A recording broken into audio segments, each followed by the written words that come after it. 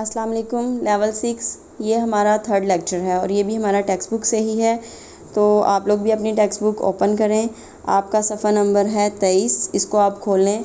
آج کا ہمارا ٹاپک ہے ہم ایک ہیں۔ آپ نے سب سے پہلے یہاں پر تاریخ لکھنی ہے، جماعت کا کام ہے اور دن لکھنا ہے، ٹھیک ہے۔ ہم ایک ہیں یعنی کہ یہ ایک نظم ہے، اس میں اتحاد کے بارے میں بتایا گیا ہے، تو اس کی ہم لوگوں نے ریڈنگ کرنی ہے۔ آپ کے پاس لیڈ پینسل موجود ہونی چاہیے۔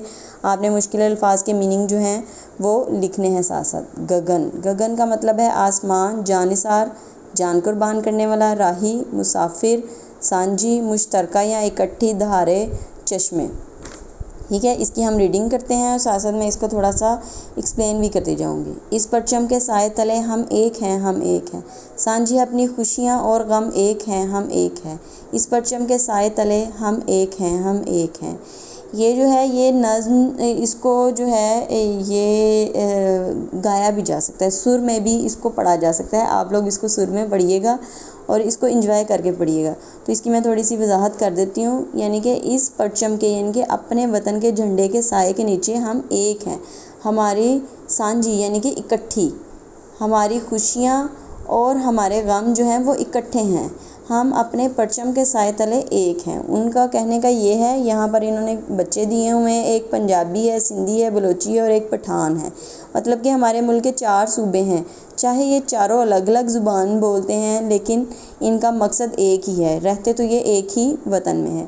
ایک چمن کے پھول ہیں سارے، ایک گگن کے تارے، ایک سمندر میں گرتے ہیں سب دریاؤں کے دھارے، جدا جدا ہے لہریں سرگم، ایک ہے ہم ایک ہے، اس پرچم کے سائے تلے ہم ایک ہیں، ہم ایک ہیں۔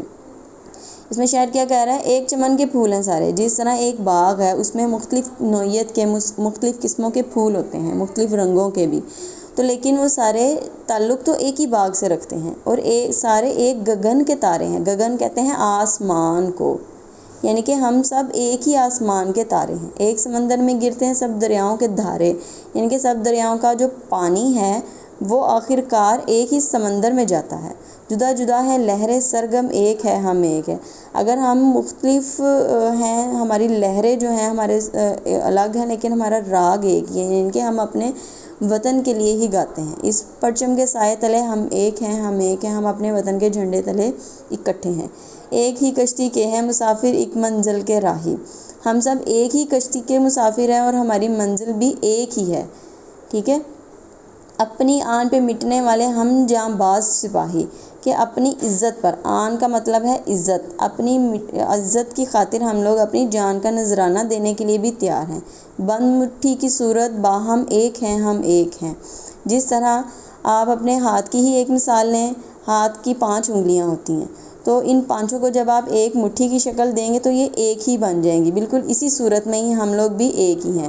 اس پرچم کے سائے تلے ہم ایک ہیں، ہم ایک ہیں، کہ ہم اپنے پرچم کے جھنڈے تلے ایک ہیں۔ پاک وطن کی عزت ہم کو اپنی جان سے پیاری ہے، اپنے وطن کی یعنی کہ عزت ہمیں اپنی جان سے بھی زیادہ پیاری ہے۔ اپنی شان ہے اس کے دم سے، یہ ہے آن ہماری، ہماری شان اس کی وجہ سے ہے، یہ ہماری عزت ہے۔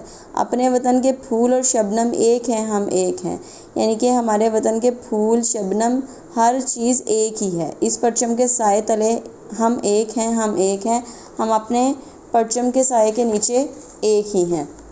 سانجھی اپنی خوشیاں اور غم ایک ہیں، ہم ایک ہیں، ہماری خوشیاں ہمارے غم اکٹھے ہی ہیں۔ اس پرچم کے سائے تلے ہم ایک ہیں، ہم ایک ہیں، اس پرچم کے سائے تلے ہم ایک ہیں، یعنی کہ ہم اپنے پرچم کے سائے کے نیچے ایک ہیں۔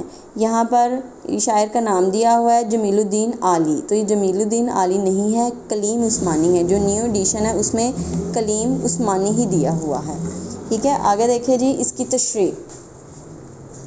ہم ایک ہیں، بند نمبر 1 یہ آپ کو ووکیشن ٹاسک میں دیا ہے۔ اس پرچم کے سائے تلے ہم ایک ہیں، ہم ایک ہیں، سانجھی اپنی خوشیاں اور غم ایک ہیں، ہم ایک ہیں، اس پرچم کے سائے تلے ہم ایک ہیں، ہم ایک ہیں۔ آپ کو پتہ ہے تشریح کرنے کا طریقہ کیا ہے؟ سب سے پہلے نظم کا نام لکھتے ہیں ہم ایک ہے، پھر شاعر کا نام لکھتے ہیں، وہ ہے کلیم عثمانی، پھر اس کا مفہوم ہے۔ اس نظم میں شاعر کہتا ہے کہ ہم اپنے وطن کے پرچم کے سائے تلے ایک ہیں، ہم اپنے خوشی اور غم کے موقع پر یکجہتی کا مظاہرہ کرتے ہیں، یعنی کہ اگر کسی پر کوئی غم آ جاتا ہے یا کسی کے گھر میں خوشی ہوتی ہے تو سب ایک ہی ہو جاتے ہیں، سب دکھ درد سب اختلافات بھلا کر اکٹھے ہوتے ہیں۔